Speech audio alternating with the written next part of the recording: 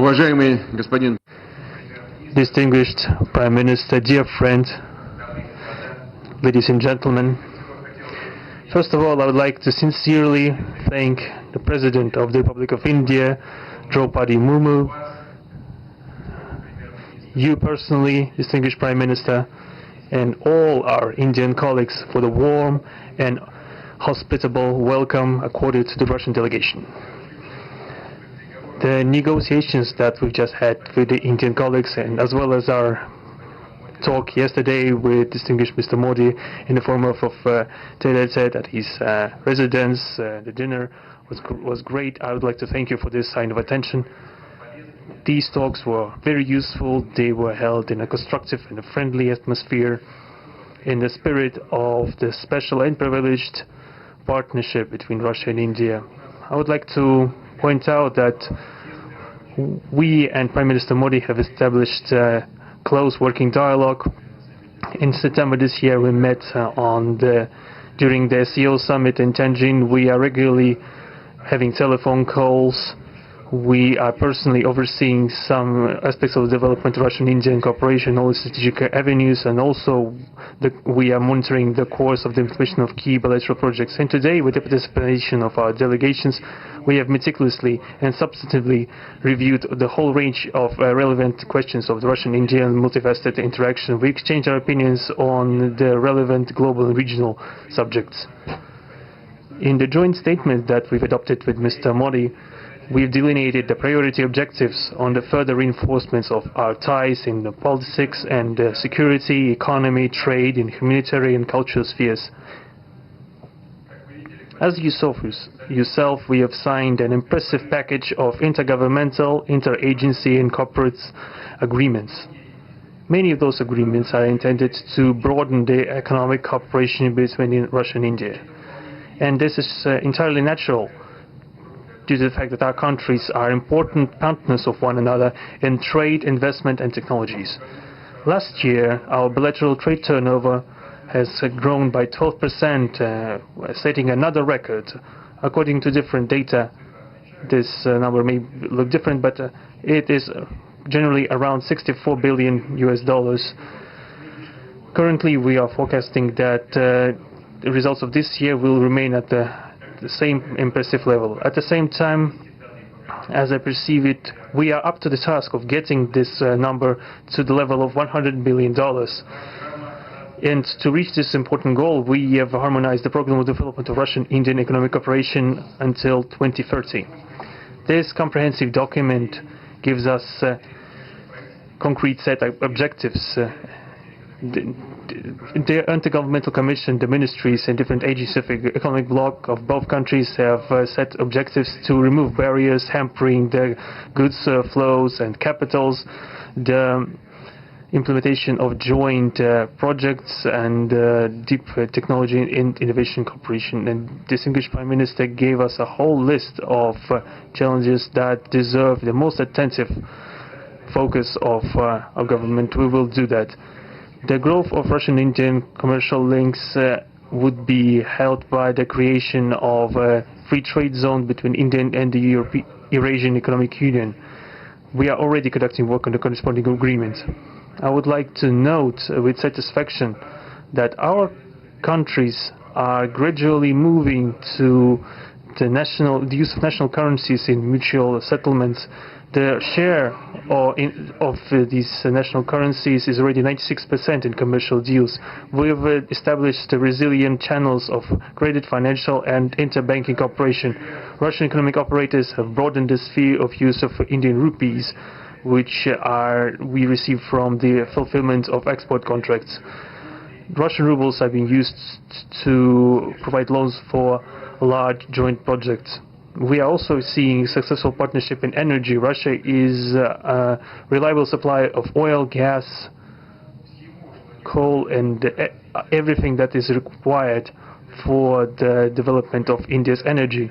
We are ready to continue uninterrupted shipments of fuel for the fast-growing Indian economy. Of course, the bilateral interaction in energy does not limit to that. We are also conducting a flagship project to build the largest Indian nuclear power plant, Kudankulam. 2 out of 6 reactor units have been already connected to the energy network, and 4 are still under construction. Getting this nuclear power plant to full power output will give an impressive contribution to the energy requirements of India. It will help supply Indian enterprises and houses with cheap and clean energy. We presume that we could talk about the construction of small modular reactors and floating nuclear power plants, and also non-energy application of nuclear technologies, for example in medicine or agriculture. We are working with our Indian partners to build new, effective international transport logistic routes, including the projects to create an international north-south transport corridor from Russia and Belarus to the Indian Ocean coast. There are large opportunities for bilateral trade due to the broadening of the Trans-Arctic transport corridor infrastructure, including its main artery, the Northern Sea Route. There are many other sectors of the economy where Russia and India have garnered positive experience. We are conducting joint initiatives in industry, machine manufacturing, digital technologies, space exploration, and other science-intensive avenues. For example, in accordance with the commercial agreement signed during the visit, there will be a large Russian-Indian pharmaceutical factory built in the Kaluga region in Russia. We will be starting the production of high-quality anti-tumor medicinal drugs using the advanced Indian technology. In their turn, the Russian enterprises will be establishing the production of industrial products in the framework of the Make in India program, which is a hallmark project of distinguished Prime Minister Modi. The prospects of the reinforcement of the interaction of Russian-Indian entrepreneurs and business circles are discussed in detail during the ongoing Business Forum in New Delhi. We are going to take part in the plenary session of this event today together with Mr. Modi. The humanitarian cooperation between Russia and India is also of a multifaceted character. Our peoples throughout centuries have been sincerely interested in the traditions, history, and spiritual values of each other. Scientific and educational contacts, exchanges from among the youth and public are also actively developing. The regular alternating festivals of Russian Indian cinema are always popular. From year to year, we see the increase in tourist flows. Today, the Russian TV channel RT is starting its broadcast in India. The new channel will undoubtedly help the Indian audience to better know Russia and Russians, and also to receive an objective information regarding what is going on in our country today. While discussing the key global and regional problems, we have confirmed the consonance between the positions of our countries. Russia and India are conducting independent and self-sufficient foreign policy together with the like-minded countries in BRICS and SCO, and from among other countries of the global majority. We are promoting the processes of forming of a more just and democratic multipolar world order. We are defending the main principles of the international law enshrined in the Charter of the UN. Among them, the right of any country for its own way of development and the preservation of their cultural civilizational identity, respect for sovereignty, careful balance of interests of all participants of the world community.